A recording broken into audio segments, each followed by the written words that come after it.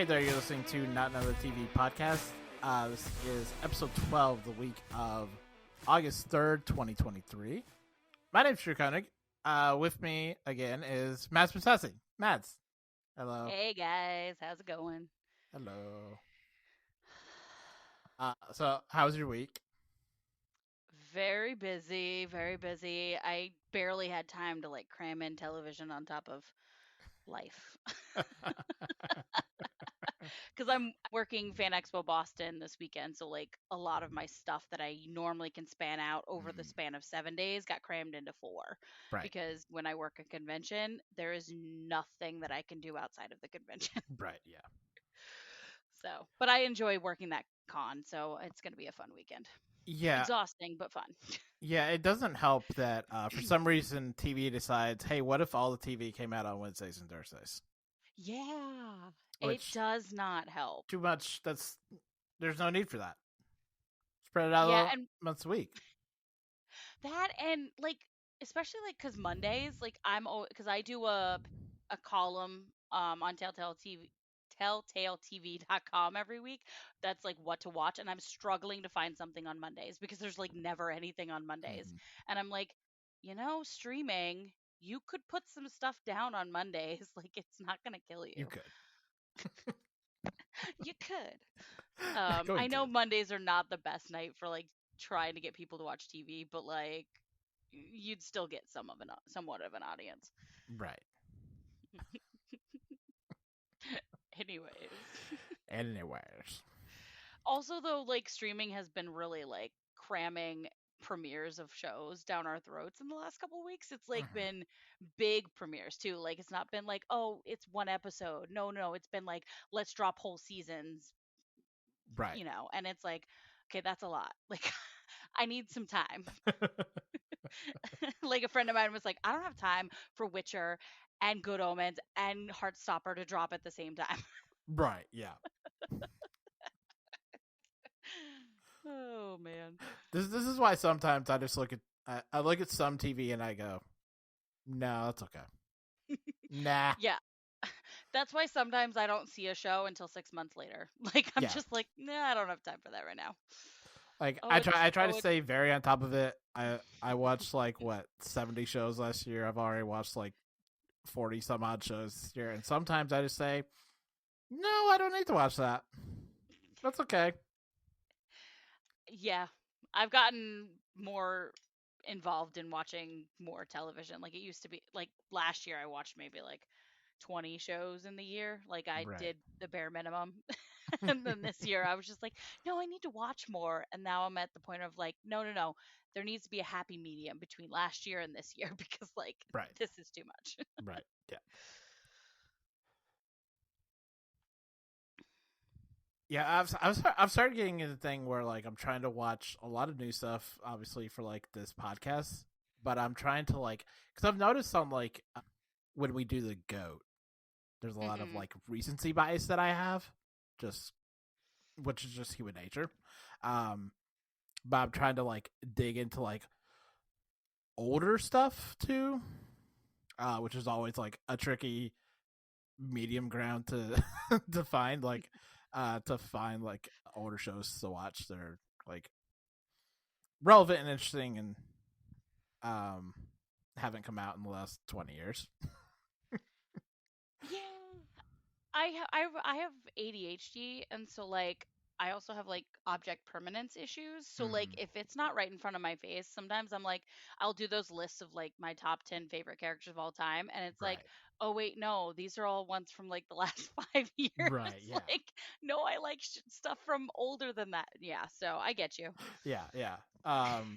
But like so I've been watching like X-Files episodes and the Twilight Zone, and I'm like I gotta like take it back a little more. I gotta just I started watching the original Star Trek like yeah. over again because I hadn't seen it in a while, and I was like, yeah, this takes it way back. I was like, I need to do this. I need to refresh my memory of these like older shows. Yeah, yeah. Well, the thing of like this is the medium that's like almost 70 years old, and we only talk about Hmm. stuff from like the last 20 years, maybe 25 years if it's particularly good. Hmm. And it's Yeah. like we can just talk we can go a little farther back. TV didn't just recently start getting good. It's always been good. Yeah. I like that Peacock now has like really old shows on it. Mm. So like things like the Carol Burnett show and like, stuff from like the older time of television. It's like Right. I can introduce myself to this stuff that I've never gotten to watch before. Right. So there is some downsides to streaming, and then there are things like, oh, you're bringing back stuff that we haven't seen in 5 million years. Okay, Mm-hmm. great. Yeah, like Hulu and Freevee are really good about that. Of Mm-hmm. having like Mary Tyler Moore Show or Mm-hmm. Taxi or Cheers or WKRP in Cincinnati. Oh man, I did a Cheers rewatch in 2020 because it was on Hulu, and I was like, Gross. oh, I remember watching this as a kid. Three's Company is another one, Yeah. No, but I was really confused as a kid because I watched like a lot. Like, it's not hard to track kid Drew to adult Drew, as just a child who also just like watched a lot of weird stuff. Um, but it was hard for me to grasp that like other people my age have not watched Cheers. yeah, I was like, so you all haven't? Oh, okay. that was my way of getting to stay up later, was watching those shows that my mom would watch at night. So like I remember meeting Cameron Manheim a few years ago, and I said to her, I love you on Boston Legal. And she looked me up and down, and she's like, you are too young to know what Boston Legal is. And I go, I watched it when I was 7 years old with my mom. And she's like, excuse me, that is very incorrect. Yeah. uh, but like that's what it was. It was like, oh, I can get up, I can get into one-on-one time with my mom and stay up later. Okay, yeah, I'll watch this random television show I have no business watching. Like I was watching Law and Order when I was like way too young to be watching Law and Order. Yeah. Mhm. I remember I watched Saturday Night Live as a kid, hmm solely for the fact that it annoyed my mom. Like I would watch like '90s like Jim Carrey era Saturday Night Live on like VH1, and then tell my mom about it, knowing full well that she did not want me to be doing this. It's funny you say that. My mom had the early seasons of SNL on DVD. Mm. And so like I was introduced to SNL because of like Gilda Radner and Steve Martin and like all those guys Right. that were the original players, and it was just like and then so when later on when I watched the 90s versions in secret, because my mom would have been like, well, you can't watch that, and I'd be like, but we watched the 70s version of this. No, but it's different now, No, it's not. It's not Nah. different. Different face, same jokes. I will say though, I have not watched Saturday Night Live since like probably the early 2000s because it's just, I don't know, it's kind of gotten old. I think I watched some in like 2016 when they were doing like interesting election stuff or like hmm post election stuff. But since then, no. Not really. I'll occasionally watch if like, I think last year I watched because Kieran Culkin hosted, and I was like, oh, I really like Kieran Culkin. I'll watch, like I'll watch if it's a random person that I'm like, oh, I really like that person. Mm. But then I'm like, I watch it and I'm like, this is why I don't watch this. I was like, the jokes aren't that funny. The actors are okay. There's a couple good ones, and the rest are kind of like forgettable. Yeah. But it's nothing like the 90s where everyone was funny. Right. Yeah.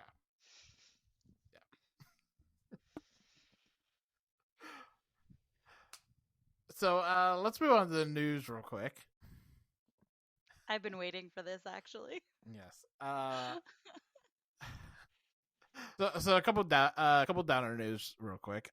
First is that Paul Reubens died over the week. Who's best known as Pee Wee Herman. Yeah. It was funny. People were talking about this at work the other day, and someone asked, "Do you think that he'll be remembered as Pee Wee Herman or for the movie theater?" And someone else was like, "Oh, the movie theater, obviously." And I'm like, Pee Wee Herman, obviously. You know how I know that? because we're calling him Pee Wee Herman right now, and that's not his name. Exactly. But like everyone grew up with Pee Wee Herman. Like so like everyone knows Pee Wee Herman. So like yeah, that was one that I was just like, "Oh god, that was such a shock to me." Yeah. Sad day. Sad day.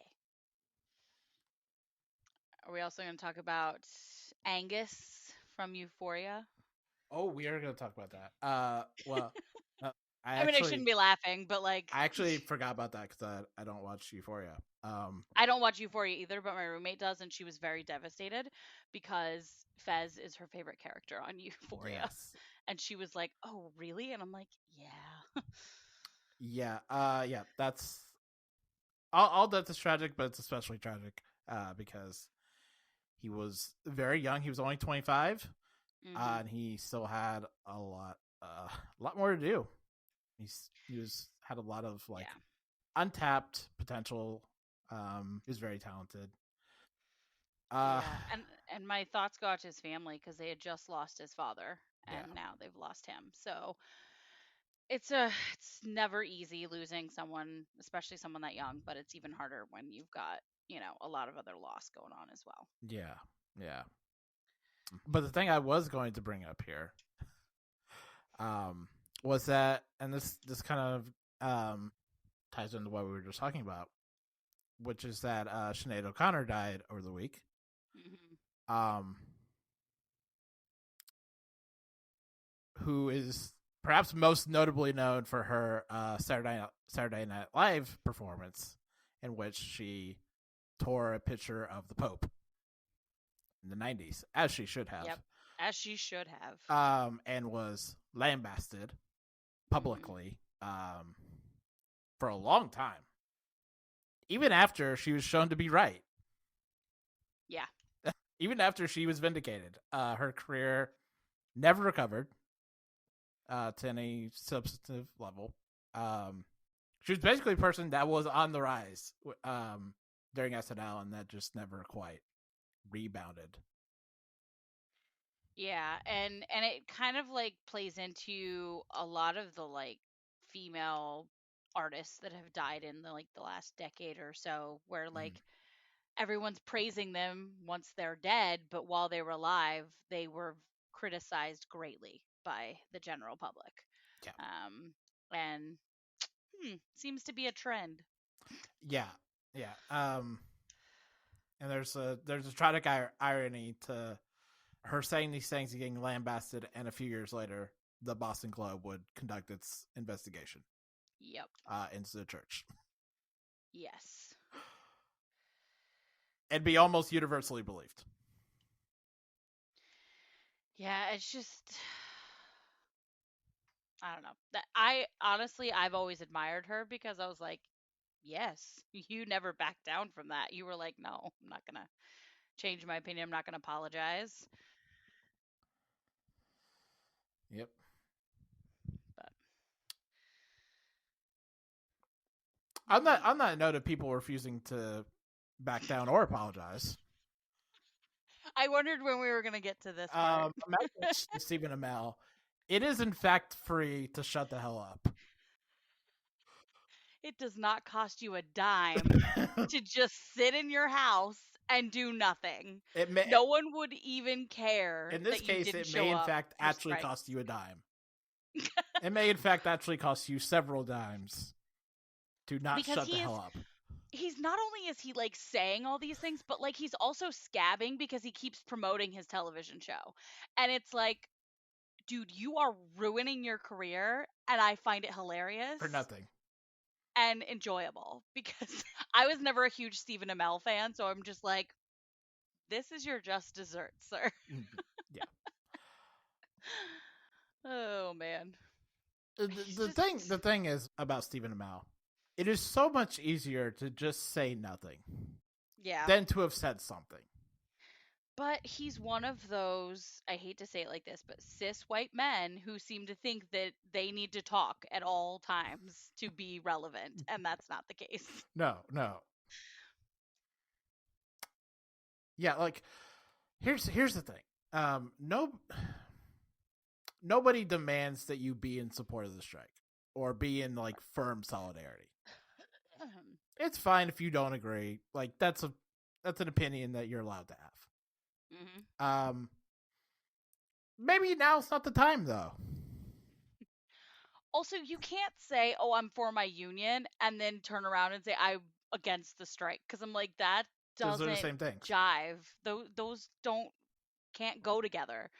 But it's just he just keeps going and going. He's like an Energizer bunny, Yeah. and not a good Energizer bunny. No. Yeah. And like Stephen Amell has historically been kind of an asshole. Yeah. Like the whole reason he doesn't like the meme of like Grant Gustin making a thumbs up at his character Oliver Queen's grave is that everyone thinks he's an asshole. I mean, listen, Colton Haynes, I respect that man very strongly, and he has said that the reason he left Arrow is because of someone on set that he just did not jive with. And I'm like, I'm gonna go out on a limb and say it was Stephen Amell. Like, I'm just going to say that's probably who it was. So you did not say, I'm going to assume. Because who's the common denominator in all these stories about the Arrow set? Yeah. Oh man. Just ugh. Just sit down, shut up, and nobody would think less of you. Like, Yeah. honestly, like, truly, like, we don't know who all is in support of the strike and who all is not, like, in the grand scheme of celebrities, unless they're like putting themselves out there on social media, showing themselves at the strike or whatever. But like, there are plenty of people that are not doing that. And Right. it's like, no one's saying anything about them. So, Stephen Amell, nobody would give a fuck if you are not even there. No Like, one would think nobody about you cares. at all, Stephen Amell. No. I can guarantee you no one would. No one has the burning question of what does Stephen Amell think about this strike? No one cares, Stephen. They just straight up don't care. I mean, maybe some of those women that find him super attractive and are like jonesing to like get on his good side, you know, those kinds of fans, maybe they care, but they're like No 10 people out of a million. So like no one cares. Yeah. Yeah. Um yeah, just my bond. And on that note, in other news, my man Daniel Radcliffe was on the strike. So I'm happy. He was indeed. And one of my friends like messaged me and was like, "Wait a minute, he has a kid." And I was like, "Where have you been? This was like big news like a couple months ago." Yeah. And she's like, "We're not old enough to have kids because we're all born in '89." And I was like, "I know, but apparently he has one." And also, I think we are well within We are technically. We are well We within are baby technically. making age, I believe. We are, but technically maturity wise, me and this friend are like, no, we're not there. Also, we'll never be there because we don't want them. My mom likes to remind me that she was 24 when she had me, which feels impossible. What was I like? I barely had my life together at 24. Like, there were kids that I graduated with that had a child, or there was one girl that had two kids by the time we graduated high school, and I was like, girl, you're gonna have no life, like Cannot ever. relate. Anyways. Anyways. And there were also some celebrities that donated over $1 million to the SAG-AFTRA fund, and we applaud them because good job. Yes. Good job. Yeah, Meryl Streep was on that list, and my mom was so happy. Yeah. And it kind of goes to show if you're looking at a particular like big name actor, the one that you suspect does have millions upon millions of dollars. Mm-hmm. They're the ones that are on that list. Yeah, just because they're not out on that line doesn't mean they're not coughing up some big time money on this. Oh yeah. Speaking of which, more from people we don't need to hear from. Warner Brothers said earlier today that they have saved $100 million by not negotiating in the strike. And whether or not that's true, that feels to miss the point.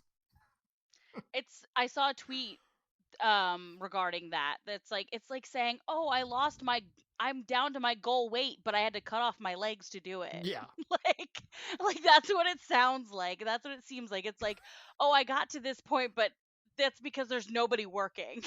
Yeah. Yeah. Um, yeah, you saved all this money. How many millions of subscribers did you lose in this quarter, though? Yeah. How many people canceled their subscription to Max, Warner Brothers? Like, how many millions? Also, you say these things while you're at like this like billionaires retreat. Like you're not really doing yourself any favors. No. Like you guys are all like chilling out by the pool having your alcohol and whatever and like still making millions of dollars while these people on the line are, they're struggling cuz they're not getting paid. No, no. It's like Jesus Christ. Yeah, yeah. But that's all. That's it for the strike. For the moment, we continue marching on. The signs continue to be fun and inventive. They do. And any end in sight continues to not be found. Yeah, unfortunately. Unfortunately. Oh, in other news, Viola Davis did step back from doing her project that she had gotten greenlit in spite of the strike. She said, "You know what? Actually, I'm not going to do that." Good job, Viola You know what? Davis. You know what? I also appreciate that. I too, when met with work or not work, tend to go with not work. I mean, you're not wrong. You're not wrong. Like, who wouldn't want to like? I mean, this is only saying this because Viola Davis has plenty of money that like she's not starving if she doesn't do this job. Right. But like if I had the option of not starving and given the opportunity to say yes or no to work, I would say no. Right. I'd be like, I'm going to sit and do nothing for 24 hours or Right. more. I mean, obviously, Viola Davis, it's more than 24 hours. But Right. anyways. Anyways. So that's all it is for this week. We will continue to keep you up to date on the strike for all the buffoonery. Let's move on into the GOAT. So the GOAT is a weekly segment we do here on the podcast where myself and Mads will pick a television episode or a character and pit them up against each other on a poll on Twitter and TikTok.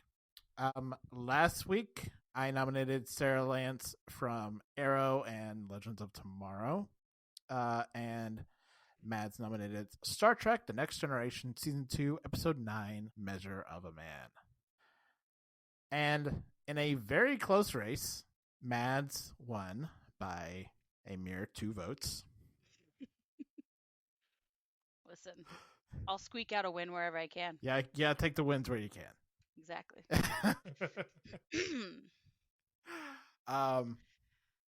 So, in given that, Mads, you get to go first in presenting our next round. Alrighty. Well, going really in theme with what we're going to talk about later on the episode, I picked Crowley from Good Omens because I don't know, who doesn't love a bitchy demon? Like, come on, he's just got swagger. And I was saying this to my friend that he's definitely the kind of character that you're like, I want that guy on my side because it's going to be a fun time. He's going to bend the rules whenever he feels like it. And there's just something so wonderful about a demon who doesn't really identify himself as a demon. He's like, I'm not really with those guys. I'm kind of in my own little bubble here. And that also plays into David Tennant's ability to just morph into whatever character he's playing. And I think Crowley is one of his best roles he's ever done. There's just a charm about Crowley that you're like, I want to hang out with this guy for a few days. I wouldn't mind Doomsday with him. Like, come on, let's do it. So yeah, Crowley. Nice. I was thinking about what I wanted to pick here.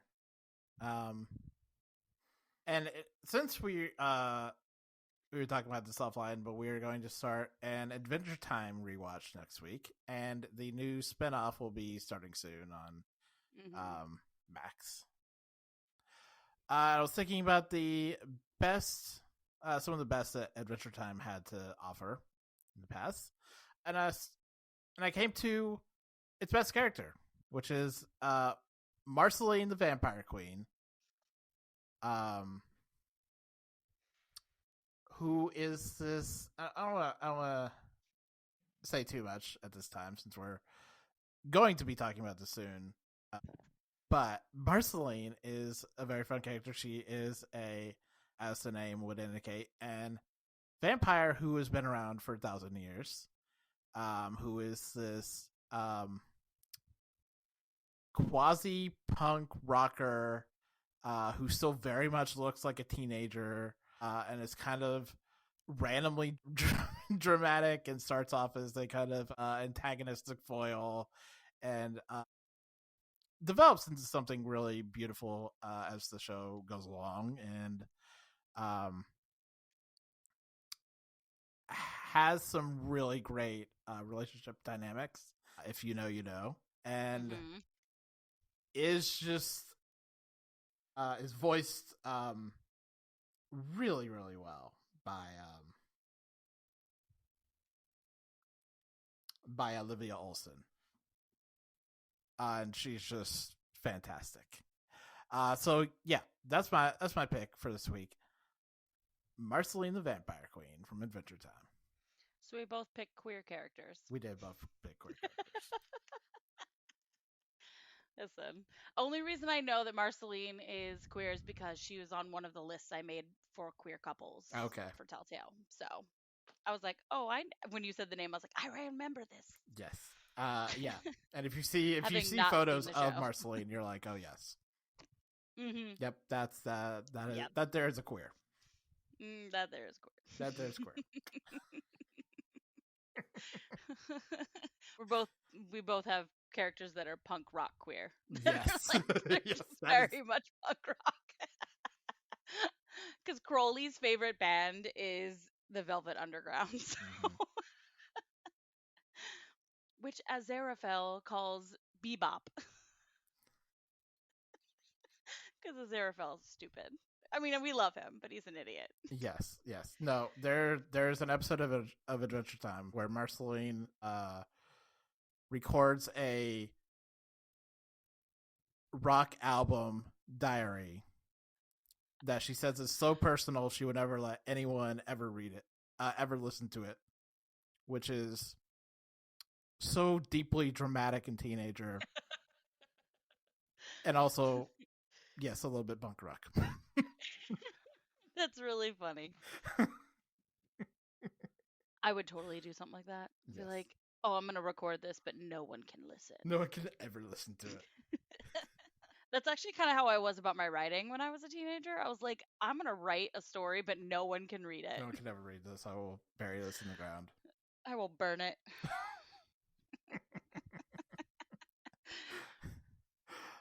So those are our picks for this week. As I said, go vote on Twitter and TikTok, and you'll have 2 days to vote once this goes up. And as always, be sure to check out our pages on Twitter, TikTok, Instagram, and YouTube, where I am uploading videos throughout the week from the podcast. Without further ado, let's move on into the show. The intermix chamber and containment field are stable. I'll get to the warp core and assess its state when I'm able. Why? Where's that music coming from? Not from anywhere on the ship. Apologies, the most confounding thing I appear to be singing. I have sick bay for you, sir. Most unusual, so peculiar.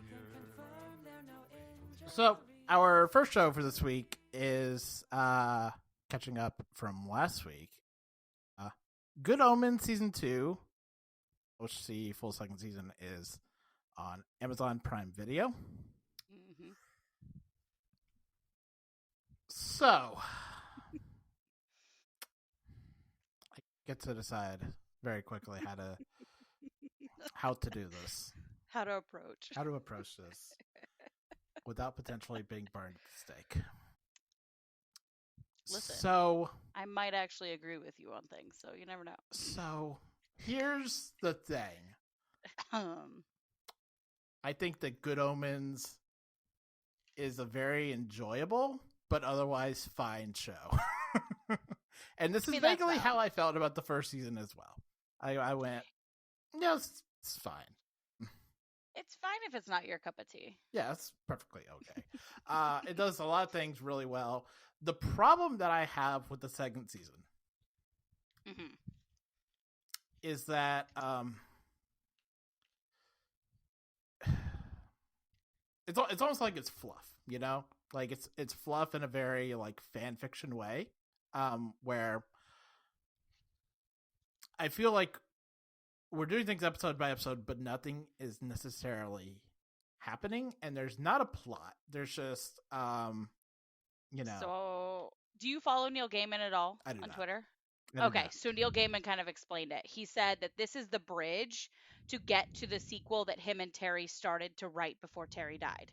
So it was meant to be pointless, like not pointless necessarily, but filler. Like this is supposed to be a filler season to get to the next big thing, which is kind of what they alluded to this season. They were like, there's a big thing coming, and it's like, oh, that's going to be the next season if they get a next season, which I'm sure they probably will, because Neil has already said he started writing it. So, yeah, and I get that intellectually.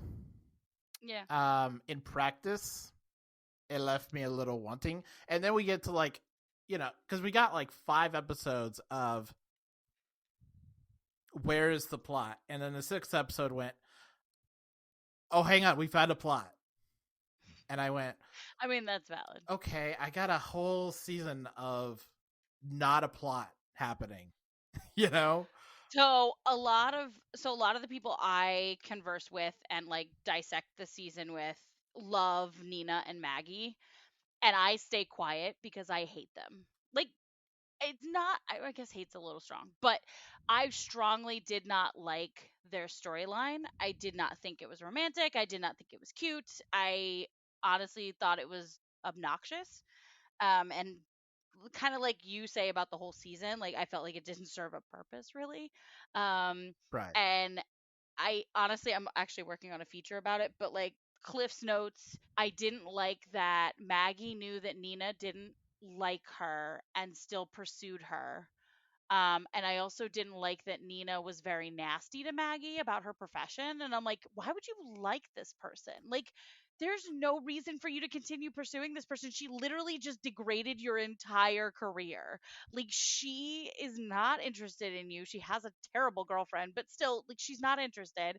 Like, I didn't understand why she was continuing it. And it was just like, this is going to end badly, but then it didn't end badly. But I'm also like super suspicious of Maggie anyways, because in that 6th episode when the demons are at the bookshop, she lets the demons in, and it's like, girl, you sus. Girl, you sus. Right. Like I think they're totally okay. But then the 6th episode forgets to do anything with them or pay off that relationship in any significant manner. Yeah. It's just like whatever. Yeah.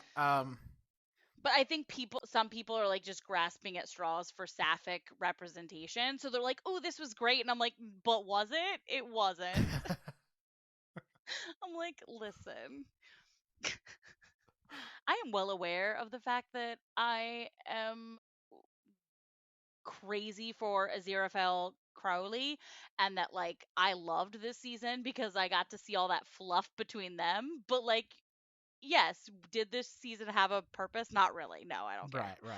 But it was a fun time.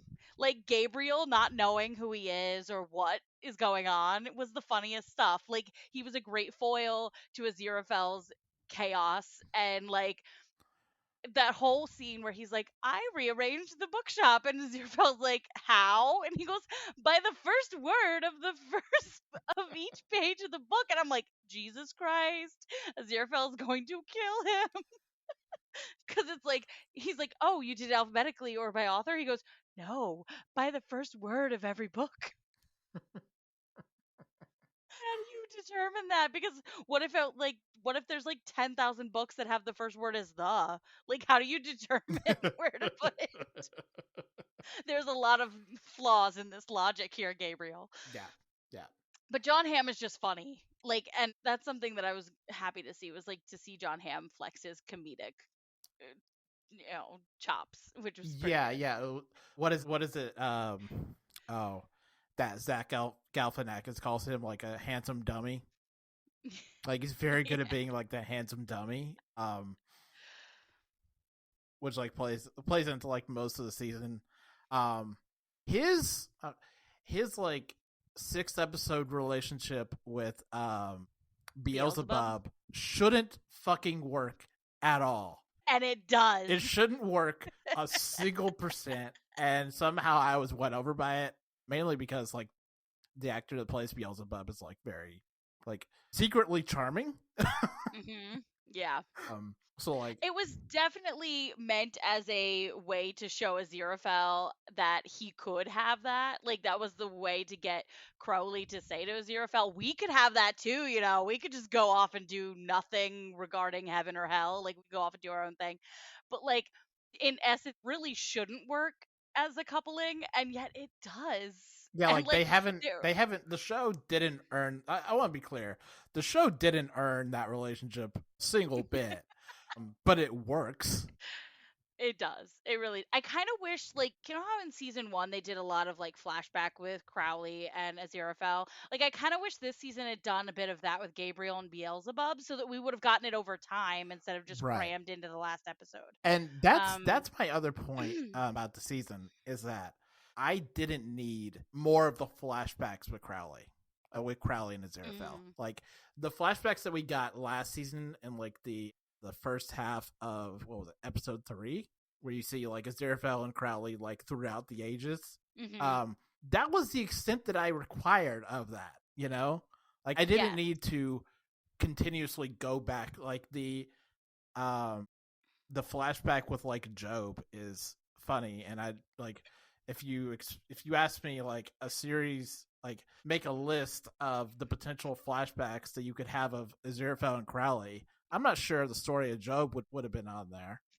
Because that's it was that's funny as hell, cut. though. But you know what's even funnier about that scene is the fact that Job is played by David Tennant's father-in-law, and Job's son is played by David Tennant's child, and it's like, this is interesting. It's a whole family affair going on. Yeah. There was someone that tweeted that said, I can't believe Good Omens had the balls to do the story of Job with Crowley looking like this. And I'm like, you're not wrong. It's hysterical. Like, it's really funny. Like, I kind of see those like flashback moments as just little humor, and I don't really take them too seriously.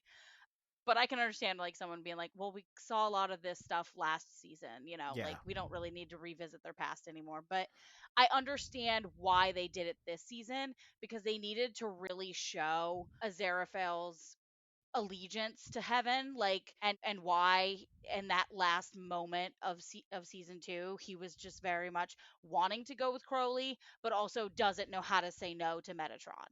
So like, I understand, like, in the sense of, we have to really build up his heaven trauma, basically his religious trauma, and you have to like build up more of an example over time of how Crowley tried to show him heaven is terrible. Like, look at heaven. They want to kill all of his children.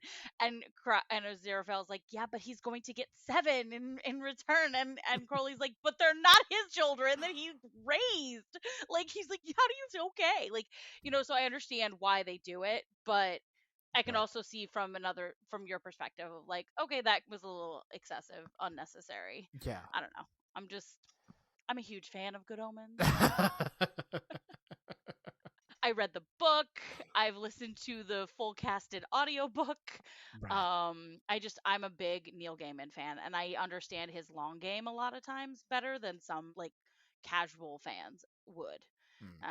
So I know that he's in the long game for this. Like, I understand where he's going with this.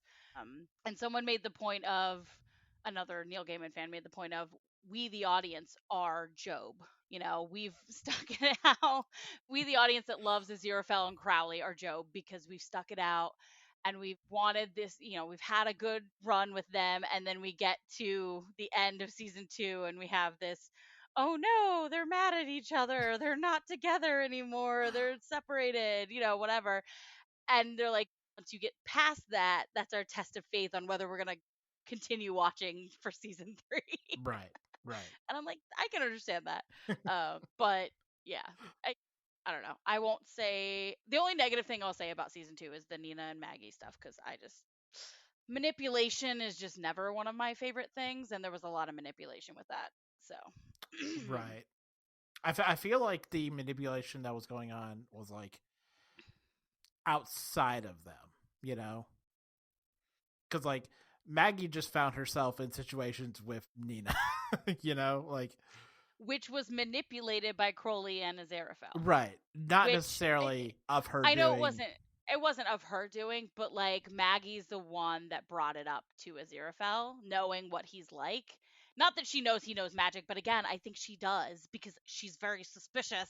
She didn't spell things correctly, and she let the demons in, okay? Those are 2 signs that she is not who she says she is, in my book. Mm, But we won't go down that road, Yeah. because that's like its own little it's like its own thing. thing. Yeah. But that's also a funny thing, that I think it's hilarious that like people in heaven don't know how humans are, so they don't know how to human, and the people in hell don't know how to spell or don't know how to read, or they don't bother with reading. They're just dumb little rocks. Just Like, dumb. I just think those are the hilarious things that they've created about these 2 sides, and it's just so funny to see it play out No, they're both deeply stupid. in their own way. Yeah, they're both just deeply, almost irreparably stupid. My favorite line is Muriel talking to what's her face in heaven, and she's like, "So what did they say?" And she goes, "Oh, well, they said it was private, so I didn't listen." And I'm like, Muriel, I love you. Muriel is just a sweet dummy. She's such a sweet dummy. Yeah. She doesn't like tea, and so she just she's like holding the cup weird, and it's just. And at the end, she's like reading a book, and Metatron's like, "What are you doing?" And she goes, "I'm reading." And he goes, "Oh, that's really good." Good. He was very condescending, but like it was also really funny. Because he's Metatron, he's an asshole. Yeah. He's supposed to be an asshole. So let's move on to our next show, which is Dark Wind, Season 2, Episode 1. Yeah, this isn't going to happen. The name of that is some native word that neither of us know how to pronounce. It's spell. not that I don't know how to pronounce it, it's that I will butcher it if I attempt to pronounce it. That's valid, and I just We're won't gonna try, 'cause I know I'll butcher it. We're going to try, though. Now, Nicodani, that wasn't right. I already know that wasn't right. That wasn't it. Whatever. It's okay. So I talked about the show a bunch back on the Lost Cause Pod when it aired during its first season, and I really like this show a lot. It is, I think, the not to sound like a clickbait article, but it is the best show that no one is talking about. It really is. Like we not a talked single person is talking about this show. We talked off the air that like I didn't even know about season 1 until like months later, because like no one was really talking about it, and they should be, because it's well acted, it's well written, it's diving into a culture that doesn't get a lot of television recognition that I think should get more recognition. And so yeah, it's the show no one's talking about. It really is. Like, you have Brilliant. a great lead performance from Don McLaren, a great secondary performance from Jessica Matten, who plays his deputy. Yes. And this season, you have Jerry Ryan, 7 of 9, on the side as a kind of potentially antagonistic force. Like, it's very good. Yeah. It's Honestly, I found myself like glued to the TV watching every episode last season, and then this first episode like goes balls to the wall basically. Like a lot of things happen in Yeah, the first episode. You're like, "Oh, this seems nice," and then bam, there's a car explosion. Like, yeah. So like this is an episode that had 2 separate car explosions, uh-huh. which is dedication on And lots on of a shooting. production level. Is dedication. Yeah, it is because it's not an easy feat to blow up one car, let alone two. Yes. And they're all and meanwhile, while the second one blows up, they're also getting shot at, and it's like this is insane, This- but like in yeah, the best way. It's very good. But yeah, continue to love the 70s noir vibe, like Mm-hmm. indigenous noir vibe the show has, Yes. by way of like almost subtle like Western vibes too. And it's just anchored by very strong performances. Like the scene of Jessica Batten running down this guy in her car and then bringing him back on the horseback Yeah. and then yelling at him about what would happen, like it's very good. Like she's giving a surprisingly strong performance for someone who's not gotten a lot of recognition so far. Yeah. And I think like she's like the dark horse of the show pretty much. Like she's incredible. And that's to say nothing of Zon McLaren, who's just doing like the very good like leading man, straight man kind of role extremely well. Yeah. Which is in wonderful contrast to his character on a show we'll talk about in a minute, Reservation Dogs, which like this is the Oh yeah, he is on that. this is the like almost like the neurotypical normal interpretation Yeah. of that character. Like his character on Dark Winds is what his character on Reservation Dogs wishes he was. Yeah. Yep. I honestly, until you said it, I did not realize he was on Reservation Dogs, Mhm. which says a lot about the actor. Yes. Because you're like, oh, they're nothing alike. Incredible range. I mean, it's kind of like my statement last week about Norb Leo Butts on Justified, because I know him from Wicked the musical. So, two totally different Very ranges. different ranges, yes. But yeah, I feel like this was a very strong beginning to the season, and I'm excited to see where this rolls out. Especially if we get to see like Jerry Ryan as like a full-on villain in this show, because I am always in favor of more Jerry Ryan on my TV screen. So let's pivot smoothly into Reservation Dogs, which just premiered on FX on Hulu, which continues to be a nonsense term. Nonsense thing. I only watched the first episode, season 3, episode 1, Bussin'. Yes. And God, I love the show. Just I'm gonna be dead always a honest. banger. I still haven't watched season 2, only because I don't know why I didn't watch it. For some reason, I didn't watch season 2. I loved season 1, and like it was great. And I'm always a fan of Taika Waititi projects because he's a genius. But don't know if it was just I was so busy that I just didn't have the time. I don't know. But I went into this just pretending that I watched season 2. I kind of understand where season 2 went in a way, because I'm like, I know how season 1 ended and how season 3 started, so I'm like, I can kind of fill in the gaps. Yeah. Season 2 had some episodes that utterly gutted me on just a visceral level. Oh yeah, I'm definitely gonna go back and watch it. I just was like, I don't have time this week to do that. Yeah, But I will go yeah. back. It's such a weird show. This Reservation Dogs is a deeply weird show. It's a very FX show. It's also a very Taika show. Yeah. Taika's very strange. Yeah, where like you have very comedic elements throughout this. You like have them spending time with like white Jesus. Dude, that white Jesus was amazing. That was great. Very good white Jesus. Fantastic. And I loved that when they were like getting back on the bus, they saw a guy from the back and they're like, "Oh yeah, that's Bear." And I'm like, "You guys don't investigate further if that's really your friend?" Like some friends you are. It was just like And also, the most ridiculous thing. no. Like, yeah. So like, At what point did they realize he was not on the bus? is they at what I no wanna point know. realized he was not on the bus. I know, that's what I'm saying. Like they at no should've. point made that realization. Like, it's insane that they at no point looked around the bus and was like, "Oh, hey, Bear is actually not on this bus." And you didn't see episode 2, but I did, and they kind of like comes up in an interesting way in episode 2, because episode 2 is very focused on Bear. Right. And so like he meets up with this guy, and this guy's like, "Where are your friends?" And Bear like looks at him like, "I don't have an answer for that." I do not possess an answer. I mean, there's more to the scene, but like I'm not gonna give too much away. But like, Right.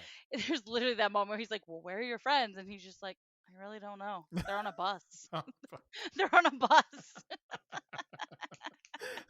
Oh man. but yeah, like you have all of that, like kind of dark comedy throughout the episode, and then it's all just kind of like couched by like these Mhm. weird moments where like they realize that their friend isn't there anymore. You know, Yeah. like when the grief hits them like a train. Yeah.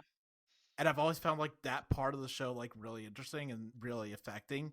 Of like, our friend just decided he didn't want to be here anymore, and we have to deal with that somehow. It's a very good exploration of grief and how grief ebbs and flows. Yeah. And like, you get that first scene where they're on the beach and all this stuff, and they're like, saying they're not going to go back, they're like they want to stay, but then like, Teeny shows up and they're like, actually we're going to go back. We're gonna go back, And she's like, why are you even here? And they're like, what's what Daniel wanted? And it's just like, and then they have that moment where they're like, this isn't fun, Mhm. this is sad. So Yeah. I've lived that the last few years, so I can understand it. I'm like, I have moments where I'm like super happy, and then I like remember, and it's just like, oh shit, I don't actually feel happy. Right. Yeah. Yeah. So I find this a really strong exploration of just grief and loss and trying to move Mhm. on. Like that was the thing that I always really liked about like Steven Universe.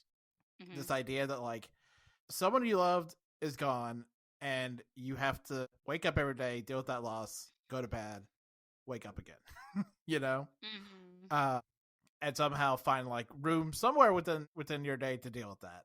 Like it was also the same thing with like the Bear recently, Yeah. where like out of nowhere, like you would have like a reminder of that grief. Yeah. And it's just like I have to deal with this somehow, maybe, or maybe I won't. Another good thing about this episode wasn't this kind of goes into the loss thing. Not necessarily the loss of their friend, but like, they have that conversation where she's talking about how, or he's talking about, he's like, my grandmother's gonna die at some point, like I have nowhere to go after that. And she's like, yeah, but I'm not going anywhere. And so like you have that moment where he thinks he's about to lose everything, and she's just like, stupid friend, I'll make sure you're fine. So it's those moments where you're just like, okay, this show has a great balance of serious and funny. Yeah. And heartfelt. Yeah. And like you're just like, this is why I'm still watching it 3 seasons in. Yeah. Also, I have a very serious question. Yes. Would you have taken the donut? Would you have taken the homeless man's donut? Would you have taken the donut? Absolutely not. Not a chance in hell. No way. No way. No I way. would not have. But what's his name? Why can't I think of his name? He definitely took the donut. He was like, "What? It's food." Definitely. Yeah. Yeah. Just again showing that like Alora is the only one with like half a brain cell. Yes. Because she's the only one that, without a doubt, 100% is not Said taking no. that donut. I know. And Bear looked at her at one, like right when she said no, and he was like, "Oh, I was gonna say yes." And she's like, "Are you stupid?" Yeah. She literally looks at him like, "Are you an idiot?" And then she kind of considers it, and she's like, "Wait, you're a guy. You are an Of course you're idiot. You are in like, fact an idiot. you are an idiot." Yeah. Also, I just love Bear and what's his Indian guy on the horseback. Oh, their spirit guy. their spirit guide. He's like, this is not what I wanted you to do. And he's like, well, then tell me what you want me to do. And meanwhile, he's in the bathroom, and then crazy guy with the donuts is like just listening and doesn't think anything of it. And we're like, yeah, because he's the crazy guy with donuts. He doesn't think anything of Yeah. this. Oh, man. Yeah. I can't imagine what Bear would look like to someone like he's just talking to his spirit guide, and then just out of nowhere, someone just looks over and they're like, "Who is he yelling at?" Like, I imagine it looks hysterical. Yeah. But I'm very excited for this final season to see where it takes us. I'm sure it will devastate me to my core. Yeah, I know I'm very interested to see where each of them end up because they're all kind of on different paths. And yet they're remaining friends, which is great. I love seeing that kind of stuff where like the friend group remains even though they're all kind of starting to veer off into different directions. But anyways, let's move into our next episode of the week. Harley Quinn, season 4, episode 4, Business Conference Without Chlamydia. The titles of these episodes are like as funny as the episodes themselves. It's just amazing. It's not Legends of Tomorrow height episodes, but it's very good. Oh, okay. I'm gonna trust you on that. I haven't good. seen Legends of Tomorrow. So. Just one of these days, just go look up the episode titles for Legends of Tomorrow, all right. and it's very good. I will. It's excellent. So one of my favorite things about Harley Quinn is like the way that it kind of like takes canonical DC characters and like funhouse mirrors them, and this week does that with Lex Luthor. Oh my god, we've not gotten like a real like in-depth look at him yet in the show, and he is like some weird mix of like Andrew Tate and like Elon Musk and I don't even know what else, which was very funny. I had that thought, and then we see Elon Musk get the shit kicked out of him like a second later, and Mark Zuckerberg gets thrown into deep space. Yes, it's great. I love the show. That was like the best part of this episode was that she's like, what did she goes, eat the metaverse, Mark Zuckerberg, and then she detaches his line and he just goes floating off. Oh, it was just like I was kind of paying attention. It was like I was working and watching this episode at the same time, so like there were moments where I wasn't looking at the screen, and so I was like, was she just like exclaiming something, or was Mark Zuckerberg actually there? And yep, I look up and he's just floating off. And then like Lex Luthor's like suddenly like he's all good and fine and having this whole business convention kind of thing, whatever. And then all of a sudden he's like, get off my moon, and he like zaps everyone out of the building by breaking the windows. I'm like, this is ridiculous in the best way. Yes. Yeah, and I love this take on Lex Luthor as being like I don't know if you saw like it was a news article like a few months back of the guy who spends like millions of dollars trying to doing like everything he can to look like he's 18 years old. Like this millionaire who spends like money, like heaps of money and techniques to like look as young as he possibly can, like literally look like he's 18 when he's like in his 40s. But that's Lex Luthor. I mean, it is.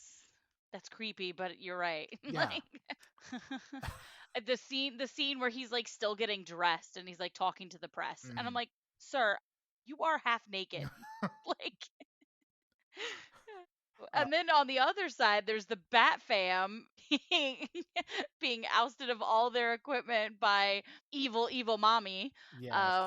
And then the robbers show up and they're like, wait, somebody must have already cased the place. And I'm just like, no, she just took everything out because she's like, suck it, guys. I'm not giving you any of Wayne Manor's money. Yeah. Oh, man. And then, like, Harley just shows up, unawares of everything going on. She's like, I got money for this, and this. And we're just like, bro, do you not see what's going on? There's a robbery going on. I love her because she's so clueless. She's like in her own world all the time. man. I love that Talia gave Damien a rattle. Oh yeah. God, that's so funny. Oh my god. Ugh. She's so out of touch with what her son wants / needs. Or has any concept of who her son is at all. At all. At all. Or like what age he even is. Like yeah, no, she is entirely in her own world. Like like she is the main character of her show. And has no thought about anything else. I love that Talia has something going on with Lex, but they don't have sex. They just watch. They watch other people have watch sex. other people have sex in like this weird power move because they get off on the power. Right, and she said something about surrogacy instead of care, and I'm like, why are you talking about surrogacy? I'm very confused by this conversation. She's something, and her friendship with Ivy is just hysterical. Because you're like, you're fucking over Ivy's girlfriends and being friends with Ivy. She's like, you can just tell that's all she is. She's like, I'm gonna 2-time everybody I'm in contact with. Yeah, like nobody is as important as I am. I am the most important one. Yeah. My name is Talia. Yep. I also love that Clark Kent is just there, but there's just trace amounts of kryptonite, so he can't do anything. He can't do anything. It's, the kryptonite. Yeah, the James Walk's like toned down Clark Kent is just very good. Honestly, the voice actors they get for everybody on this show is phenomenal. Yes. The appearance of Two-Face was just... He's like, oh look, Harley, you've also got 2 faces. And I'm like, I understood that joke. Because sometimes I'm a little dumb and I don't get some of the jokes, and then that one I immediately understood. I was like, I understand that joke. I understood that reference. Oh man. But yeah, no, it was a great episode. Harley flashing her boobs to the rocket ship as her girlfriend goes to space was definitely a thing that happened. Great. This show just literally has no qualms about going there. Has no like qualms they're at just all. like, let's just do it. Yeah. No. But I enjoyed the stinger of the Joker and Harley like being like continuously pulled back to doing evil, despite better intentions. Like especially the Joker constantly like having that push and pull of like, I'm gonna burn something. Yeah. Yeah, I love the new things they find to do with the Joker in the show. The thing about this show is that like they can basically do anything with any of these characters because they've literally established at this point that there are no rules. Right. Not in the same way that What We Do in the Shadows has no rules, but like in the way that, these characters can do whatever because they're not sentient beings. They're like evolving, and so like they evolve them in ways that allows them to be a little more ridiculous than we're used to, and creates situations where Harley is going to be both good and evil at the same time, so right. And Lex is going to be this very strange tech bro, fragile masculinity. Yeah, I was gonna say pussy, but I was like, I don't know if that's necessarily a nice way to say it. Right, yeah. Like so like whipped by Talia, it's ridiculous.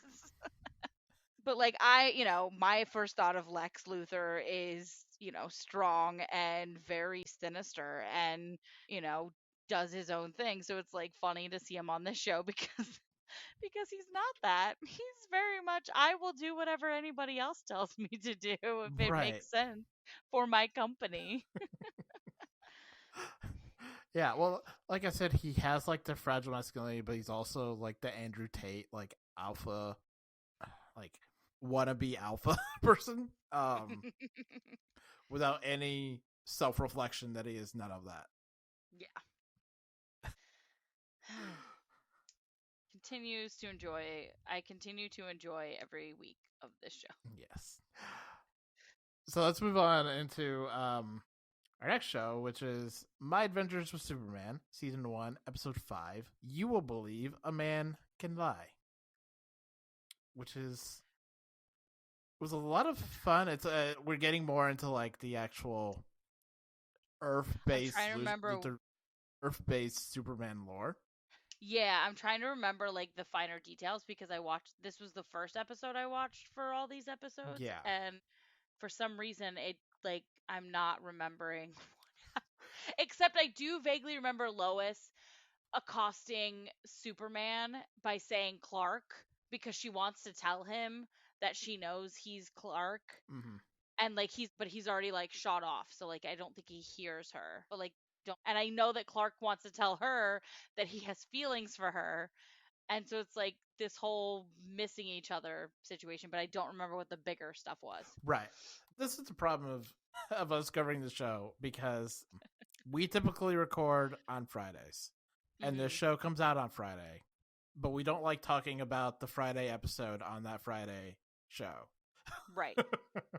So we talk about the one from the last week and it's like, oh. Yes. That's what happened. That's what happened. I continue to like this Lois Lane, which again, I'm not a huge Lois Lane fan. So the fact that I continue to like this Lois says a lot about the show. Yeah, I love this Lois Lane, and she got a lot of pushback this week after this episode. For some of her actions, which are entirely justified on her part. And this episode sees her like as you kind of alluded to, really figuring out that Clark is Superman and kind of testing him in different ways and trying to get him to come clean to her. Yeah. And the end of the episode is them having a big, going to blows, basically. Yeah. I do like the sequence where they were like, on the police scanner, it was like, oh no, we need help in such and such location. And then 2 seconds later, never mind, Superman is taking care of that. Yeah. And then then a few seconds later, they were like, oh no, there's a fire at such and such location. And like, never mind, Superman's on it. Like, it's just like, and she's listening to the police scanner so that she can catch him. And it's just like, she doesn't have enough time to catch him because he's so bad solving the problem. Yeah. Like, it's a very comical, push and pull between this episode. But like, do understand why, she got some pushback on the things she did, but whatever. I like Lois Lane. It's fine. Right. We understand. Yeah, why. yeah. But this episode also brings forth Deathstroke and Amanda Waller. Yes. And the General. And this version of Slade Wilson is very interesting. I think his suit sucks. I think the aesthetics of Slade's like Deathstroke suit looks awful. Mm-hmm. But that's okay. I have like no opinions about it, so sure, go ahead, give your opinion. Like it's just, it does not have the right shape or coloring to it, I don't think, and it looks bad in action, despite the fact that the action looks quite good in this show. Maybe the regular artist took a day off and they had a stand-in artist be like, I'll do it today, and they were like, okay, it's like the Wish version of what you ordered. Right. Yeah. Maybe that's what happened. Maybe they got it from Wish. Yeah. But I think it's very interesting to bring in Amanda Waller this early into the story, with or even just bring in anything Suicide Squad related this early in, or bring anything Cadmus in. Like, I think it's the bold move. Yeah, I find it very intriguing. And I do think it's interesting that they're kind of like, they seem to be rounding up everyone who has been using their technology for whatever end. Mm-hmm. Like, it definitely seems like they're building Suicide Squad. of some kind, like a task. They're trying to build a task force X of people that have been using the technology. Yeah, it's definitely going to be interesting to see where this goes because it's an interesting setup. And like you said, it's intriguing that we're this early in the season and we are bringing in these big guns, so to speak. Yeah. No pun intended. But actually pun intended because like they have big weapons. But yeah, so it'll be interesting to see where this goes as we go forward. I don't know, how many episodes is this supposed to have? I think it's supposed to have 10. Okay, so we're almost halfway through. Yeah, we're about halfway through. Yeah. I also thought it was interesting that they had Heatwave here, and they did a gender swap. Who Heatwave was on Legends of Tomorrow, played by Dominic Purcell. And here you have a very aggressive, kind of funny woman as Heatwave here, and I think it's an interesting move. Yeah. Yeah, I'd like to see that pay off further in the future, but I didn't know anything about Heatwave, so I was just like, okay, there's another person. Yeah, no, I'm not as well versed in DC characters as I am in other like Marvel stuff. So some of these characters are very new to me, and I'm just like along for the ride. And some of them I'm like, I vaguely remember them from other iterations of Superman.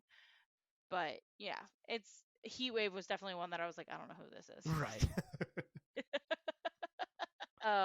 It was also interesting to have Jimmy Olsen assigned to the most obnoxious reporter. Yes. It's like, what are your friends doing? And all he wants to do is go, what is it, the Bigfoot? Yeah, he wants to go search for Sasquatch, yeah. Sasquatch search. That's all he wants to do. He just wants to go with his friends to search for Sasquatch. And instead he's stuck with this big old macho, obnoxious reporter guy that they work with. Yeah. And he just wants to hang out with them, and they all seem to keep forgetting that that's what their plans were. Poor Jimmy. Yeah. Jimmy, I would go Sasquatch hunting with you. Yeah. I think it's interesting the isolation they're putting Jimmy Olsen through in these episodes, kind of feeling detached from feeling aggressively like the third wheel to Clark and Lois. Yeah, that's okay. Like I said, yeah, if I were in that universe, I would go Sasquatch hunting with him because Sasquatch is great. Yes. Yeah. I just love that Jimmy just believes in all that shit. Like I love that about him. He's just like, I believe in everything from aliens to Sasquatch to Superman. Yeah. Like he's like, I believe in all this stuff. Yep. Yeah, and then the end of the episode teasing a Gorilla Grodd inclusion. Which would be I'm fascinated to know how the show's going to handle Gorilla Grodd. I feel like we just never know what we're going to get from episode to episode. Right, yeah. Because a lot of the show has been very anime influenced in terms of character design and fluidity of action and animation. So what a telepathic gorilla in this universe looks like. Next episode is when Jimmy gets kidnapped. It's up to Lois and Clark to save him. By rescuing Jimmy will lead them into the danger as they deal with mad scientists, military secrets, and relationship woes. Oh, yes. Those pesky relationship woes. They're going to be the continued, will they, won't they? Yes, probably. Honestly, I expected Lois to be a little more upset with Clark than she is. And so, it was throwing me off a little bit. Because, at the end of the previous episode where she was, very upset with him that she found out that he was Superman and he had never said anything. This episode, she seemed determined to, confront him about it. But she didn't seem that upset. She was just like, I need to, tell him that I know. And why didn't you tell me? But it was, you know what I mean? I don't know. It just didn't feel overly dramatic or over the top angry or upset or anything. And so I was a little surprised. It definitely feels like she's giving him enough rope to hang himself. Yeah. She's just trying to see how far he's willing to take this. And who knows? Maybe then that's when she'll pull out the whole, I'm angry at you. Let's I can't talk to you kind of Mhm. situation. Yeah. Because they're gonna have to add more drama because they can't let them just get together. That would be too easy. Right, yeah. Anyways. So let's jump to our next episode of the week, which is Star Trek Strange New Worlds. Season 2, Episode 9, titled Subspace Rhapsody. This is the musical episode. First ever Star Trek musical episode. And I thought it was fucking delightful. It was amazing. It's so good. Like, I will say before I even watched the episode, I saw the meme where people were making fun of the fact that Spock's song was saying that I'm the X. yes. And so people were like, "Wait, are you the X or are you Twitter?" Like and it was funny, and I'm like, I have no idea what this reference is, but it's really funny without context. I'm sure it's even funnier with context. Yeah. But Celia Rose Gooding, they are a phenomenal singer. I've seen them in Broadway shows, and so I knew they were going to be a good singer going into this. So obviously, their big number just blew me away. Like, it was just so beautiful and so heartfelt. And I'm not gonna lie, I got emotional. But it's just the humor of the episode where like everyone starts singing at random moments, and they're all like, "What is going on? Why are we singing everything?" And it's just Yeah, no, I love, because like the philosophy I have with musicals is, like, it's actually stated in this episode, is you have to have a musical song where characters have a feeling that they need to express so badly that they have to sing it. They can't actually use words. Yeah. Which is actually said during this episode. And the thing I love is La'an feeling that and going, emotions are a security risk. They are actually my enemy. and Lon goes straight to Pike and is like, "Listen, sir, we need to figure this out as soon as possible." He's like, "What do you mean? You think emotions are a security?"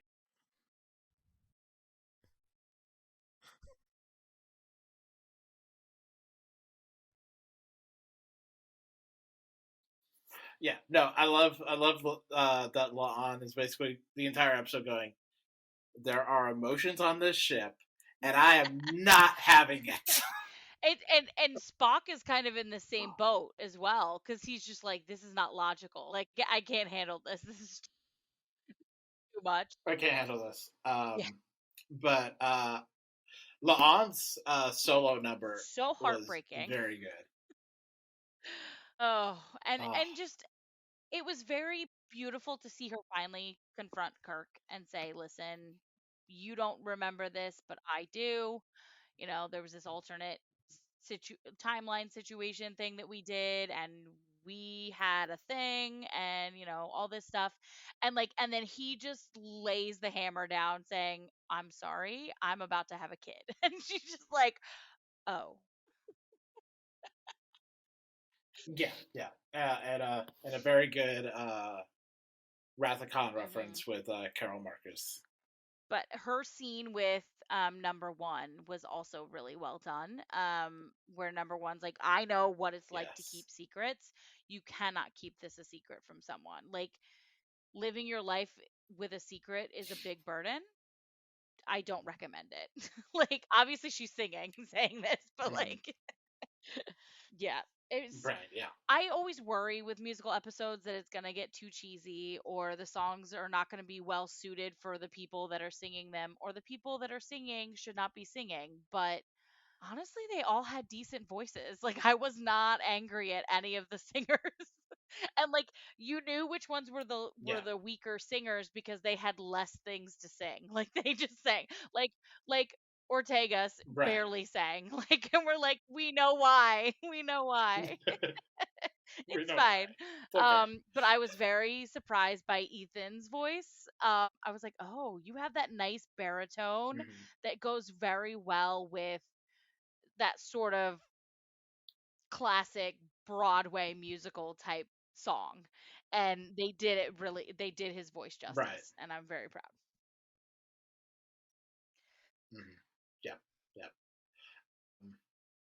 Yeah. and I tweeted this today, but I think it's deeply funny that one of the show's main couples broke up via a song. Yeah. That's deeply amusing to me That's on a very Glee on a thing to certain do. level. Yes.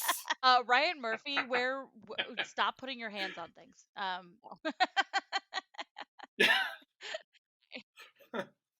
Ryan Murphy, do you get residuals on this No, episode? no, yeah, it was very funny. That, like, not funny, haha, but like very comical that that's how that happened. Yes. Oh man. But I liked the final number too, like where they all had to sing in order to like stop the singing. Mhm. And it just because Yeah. it really drives home that the Enterprise team are a family and they live, breathe, and die with each other. Basically, like everything they do is together, and they should continue to be sure that they remain that way because they're more successful that way. And like I loved that, Right. having that as the final number. Like through all of this, yes, emotions ran high, and yes, some things were said that probably should have just been kept quiet. But through it all, we are Yeah. connected and we are one big unit. And I like that. Hmm. Yeah. Um, and we have to discuss this. The Klingons broke out into a K-pop song, and Indeed, they did. boy, I feel like we could have kept that one in the we could have That kept that that one one in the didn't have to drafts. happen. That one didn't have to happen. My friend Emily tweeted today that it was very stupid, but stupid track is the best track. And it is extremely stupid. And there's it's kind of uncomfortable because like I had a kind of visceral like because like Klingons historically have always been kind of like Yep. black coded, you know, and then to give them something that's even like tangentially like Yeah. hip hop in that vein feels like It's a that's a very choice. race-centered choice. And we kind of Yeah. got into this a little bit last week when we were talking about the Klingon War episode. Like there's a lot of like prejudice involved with the Klingons, and like it seemed like the song for them really played into that story vein. And I'm like, we had an opportunity to veer towards the right side of things and we didn't. Or Yeah. we could have just not had the Klingon sing. Like that could have just been a thing. We could have just not had Avoided that. that. We did not need that to happen. Reportedly, even people on set were like, "I don't know about this." The song disagreement between Pike and his I forget her name. She's just I feel bad that I forget her name, but like she's not around enough. Yes. I'm Melanie like she's not Scrivano. around enough for me to Yeah, be like I don't for me to like care about her name, unfortunately. Um it's okay. She's almost certainly gonna die next episode. why not? Let's just do it. It's the final episode. She's going on a priority one mission, probably Gonna to the Gorn. She's gonna die. Like she's gonna die, or she's gonna get captured. Death. Death becomes her. Yeah, they're almost definitely killing her off. I Next will episode. say it was very funny the way they ended the episode with Uhura like humming one of the songs and everyone just freezes because they think that it's back. She goes, "What? It's an earworm." And I'm like, "I love you, Uhura. I love you." Yeah, we're just like I like Like she singing. does. Like Get that off is my back. canonically correct about her. She loves to sing. That's part of her personality. She's very, you know, that's part of her culture. And so like for them to look at her funny because she's singing beyond their forced singing is like, guys, do you not realize she's always singing? Like It was a funny moment though, because like I can understand why they were nervous, because they were like, "Oh shit, we don't want to sing again." But like Ortega's number, where Ortega's is like, "I'm in the pilot's chair." I'm like, "This is the stupidest number I have ever." It's just, yeah, it was ridiculous, but I still enjoyed myself because the songs made sense. And it wasn't them trying to like do covers of songs that exist. They created their own songs for this that make sense. Because it's kind of hard to take a Star Trek show and then be like, let's just do some modern pop or whatever. And like, no, you can't do that. Right. You can't be belting out Taylor Swift. Right. Like, And yeah. And I think this is a very good like successor to Buffy's Once More Feeling. The only episode I've seen of Buffy is that episode. It was a very good episode. It was a very interesting episode. Very good episode. But like then there's like, you know, Grey's Anatomy tried to do a musical episode, and it's like half of those people can't sing. They were singing way too much, and no. Just no. I will always remember someone on Twitter one time asked Raul Esparza about SVU doing a musical episode, because Raul Esparza is a Broadway singer. And he said, let's get this straight for once and for all. Raul Esparza can sing. Rafael Barba cannot. Therefore, it will never happen. He's like, at least not while I'm on the show. He goes, I don't know about the other guys, but like for me, it will never happen. Like that's what people seem to forget. They're like, okay, so the actor can sing, therefore their character should sing. And it's like, no, that's not how this works. But this episode worked. It made sense. You know, Star Trek is good at randomly doing a ridiculously silly episode that doesn't really move the plot along more than it needs to. And like just allows itself to have a little bit of fun. And that's the best thing about them. Yeah. But you know what?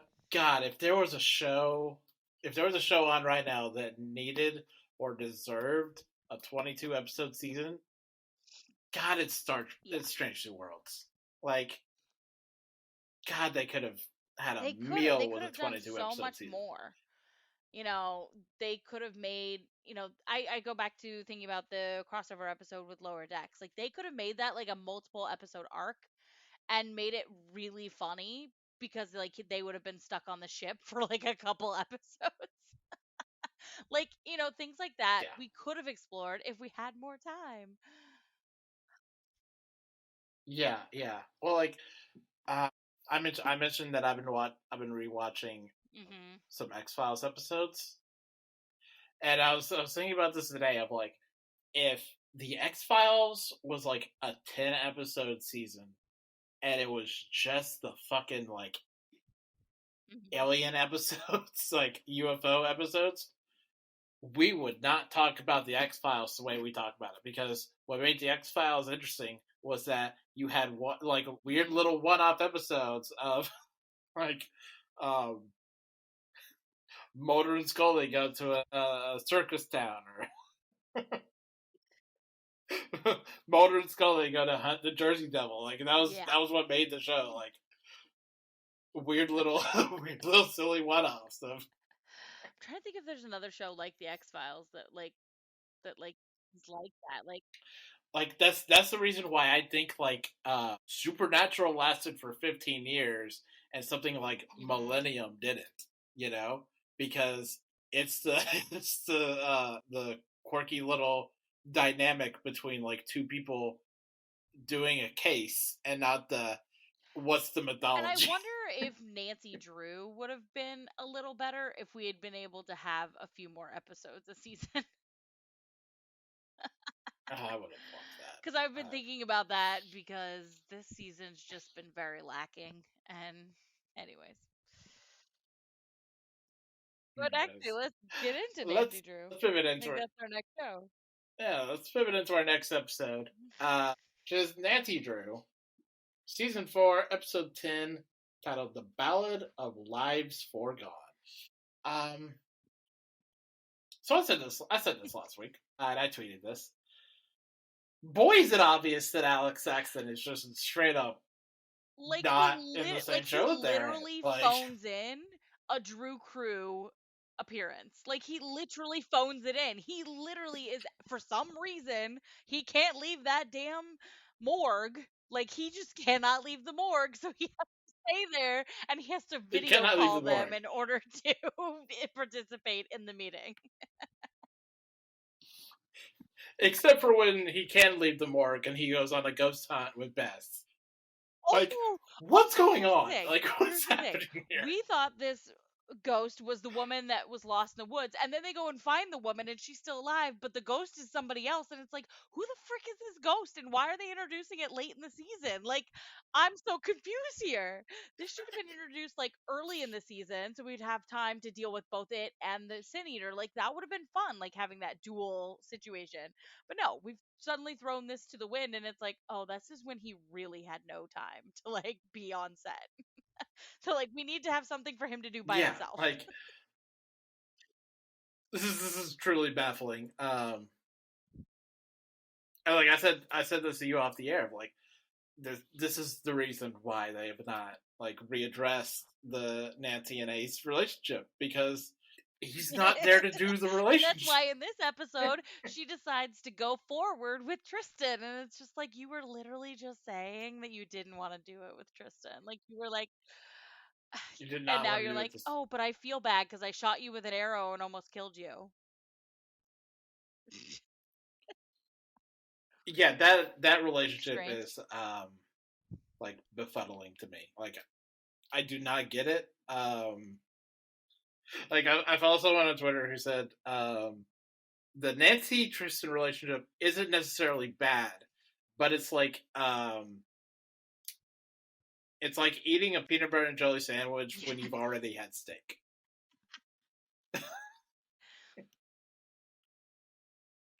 Like, what are you trying to pull here?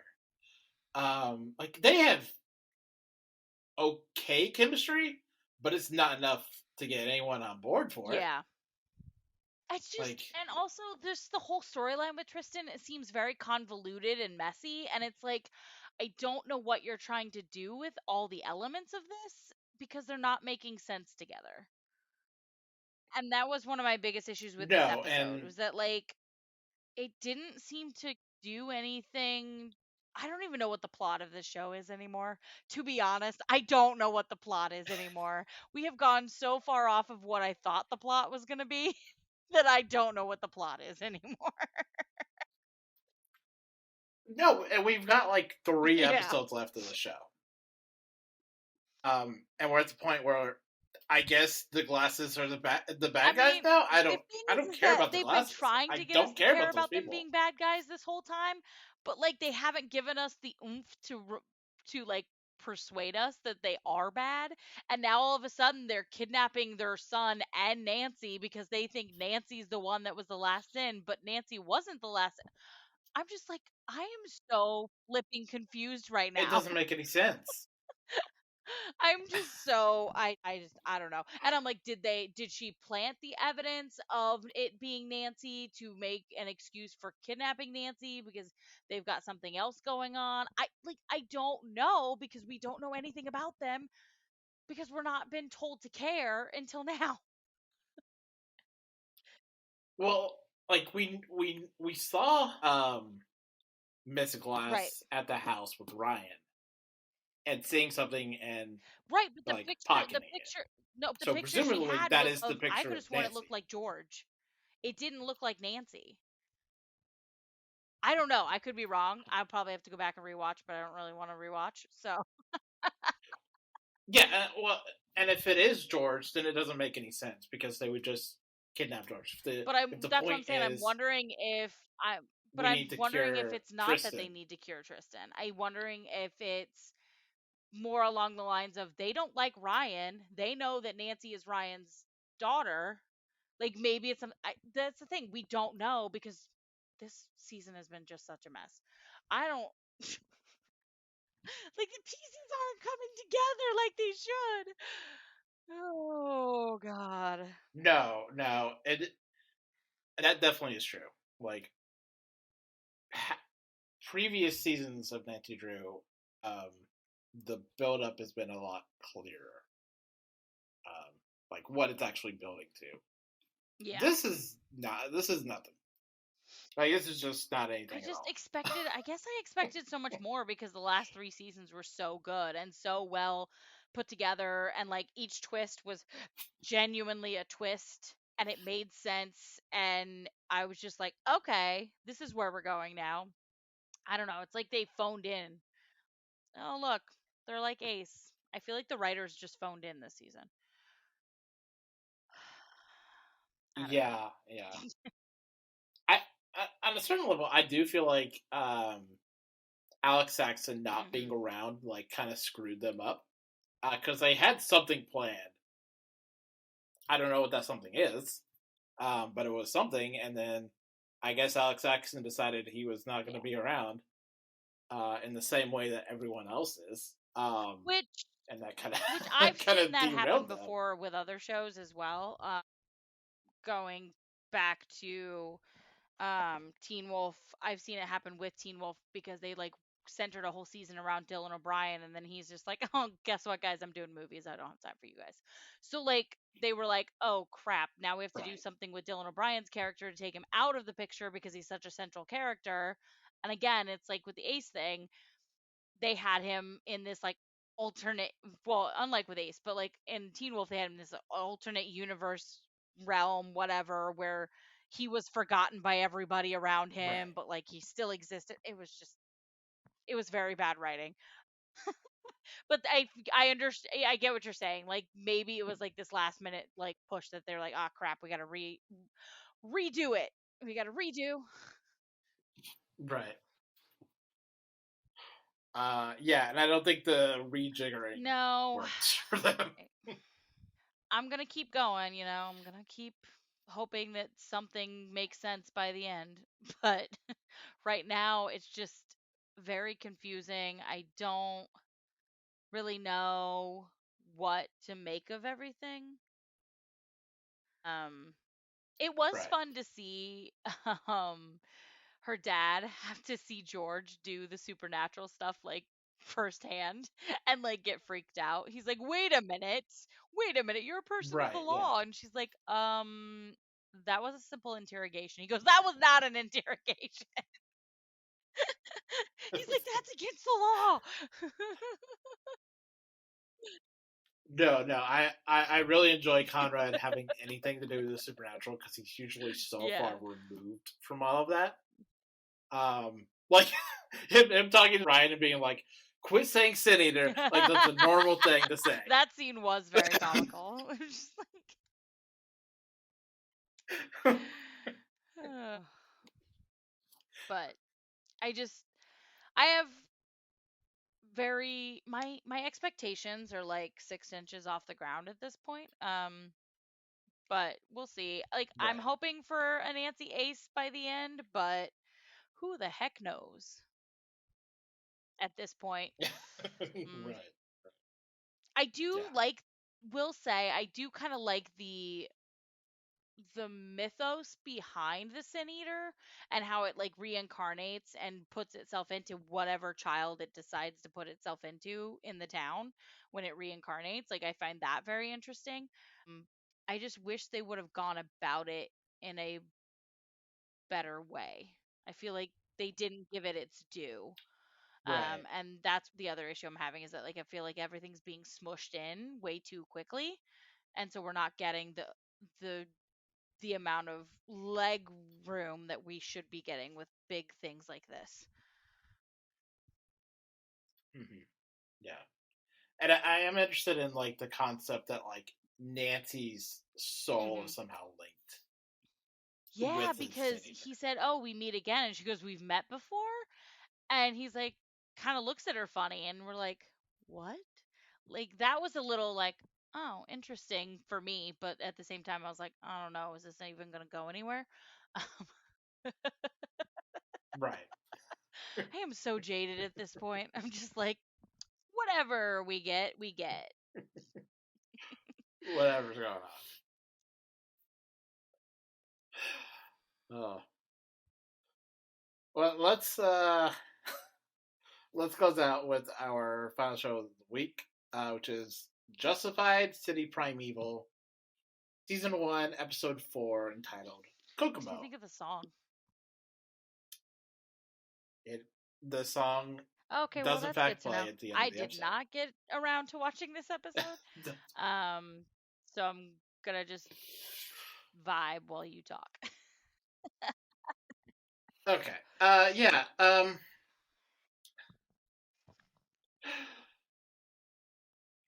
So certain things are going to motion with Mantel entering the Albanian boyfriend, and Raylan and one of the cops, the white cop, go to debrief / interrogate the Albanian mob family, which kind of sends the Albanians on like a spree to get Mantel, and like they like harass / interrogate / torture the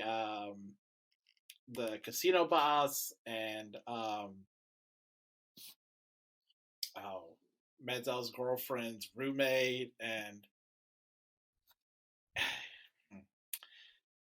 it kind of brings up the thing that I was feeling at the beginning of the season of the way in which City Primeval was like navigating its propaganda-ness, and like the whole thing that sets this off is that the cop decides to tell the Albanian boss that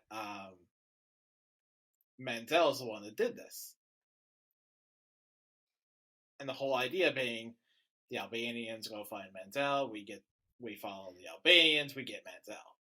This whole shortcut where like the girl's roommate gets her teeth pulled out and like people get actually hurt because of the actions of like this one cop who just decided he was going to take a shortcut. You know? But the episode doesn't really feel like it doesn't want to navigate that very much. Like it doesn't want to deal with the implications that like this is all just the result of like one cop. Yeah. You know? So I found that a little disappointing, and like the whole rationale of the episode kind of is that the Albanians would have figured this out anyway, and maybe they would, maybe they wouldn't have. But you're relying, the plot of the episode is relying on the actions of this one cop as the inciting kind of incident beyond like the Albanian boyfriend getting injured. You know? So like I feel like that's not, I feel like it needed like a kind of more deft hand in the writing and the actual like execution of this to say like, buddy, you fucked up. You know, like to make any kind of commentary on like the actual police politics, you know. But another thing that came out in this episode and has been a little bit present in the previous episodes, but like feels more so here, is that Sandy. No one would say that being in a relationship with Mantel is like a good thing, but it kind of comes out more to the forefront that like Sandy is in not necessarily an abusive relationship. Like Mantel is not physically or emotionally or verbally abusive, but it's something that feels abusive, which is like a difficult relationship dynamic to like get a handle on and like actually explain why this is messy. Because there's a scene of them in having dinner at a restaurant, and she gets a call from the roommate who is being interrogated by the two Albanians in their apartment. And she's saying, "Oh, we gotta go. and he's like, "When I finish my steak," all the while he is berating a waitress about the way that the steak is being made, and it's like, this guy is not just like a psychopath; he is right actually an asshole, and she is in a bad way. So you're like, I feel bad for you in a way that like wasn't as apparent earlier on. Yeah. before, yeah. But I don't know. I did kind of echo like what we said in previous weeks of like, Mental's not that interesting of a villain. Like he's I honestly just don't care. A psychopath. Yeah, like he's just a psychopath. Like him being like the driving force.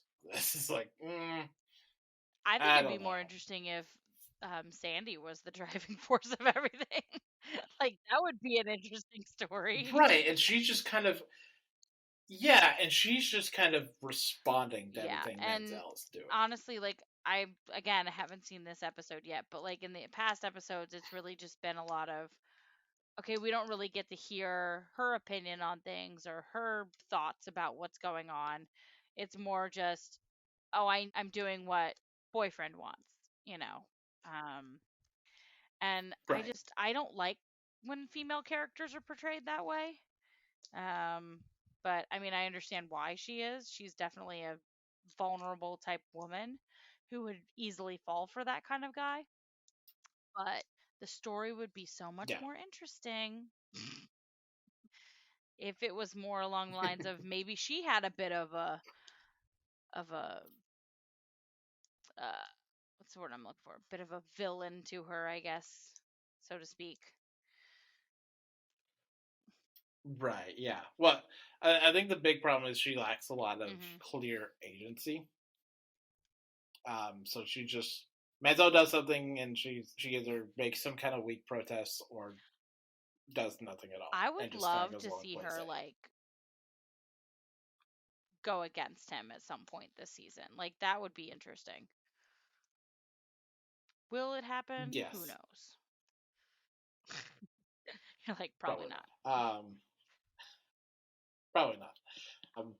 I mean, it'll be interesting to see the way that the aftermath with the roommate rolls out. So we will see more of that. But yeah. So that's it for this week. Next week we're gonna be talking about Heartstopper season 2 on Netflix, and we're gonna start a Adventure Time rewatch. As the TV not necessarily winds down, but becomes more unpredictable. CBS like announced their fall lineup today, and I was just like, "There's like nothing here." There's nothing here. Yeah, I have like 3 fall shows coming up. All the shows that I normally watch in the fall have been pushed to the winter, so it's like, okay, well, I might have like a couple things to watch, but yeah. But as so we're not doing a straight rewatch. We're gonna be jumping around a bit, doing a few episodes here and there. Yep. Because 10 seasons of an animated TV show is a lot to get through on a weekly basis. And we have a lot of time. So we can definitely Yes, we have a lot of time. I'm sure this is not the only show. But let us hope that Aziraphale was correct in saying nothing lasts forever, because I would like for us to get back to our regularly scheduled programming.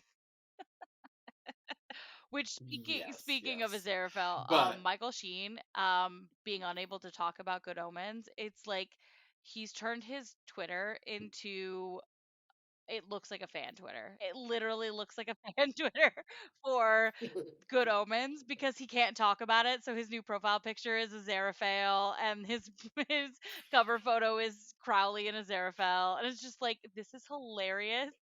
I wish, and someone today said, how dare they do this? And I go, they didn't want Michael and David talking, so they were like, let's do a strike. Yep.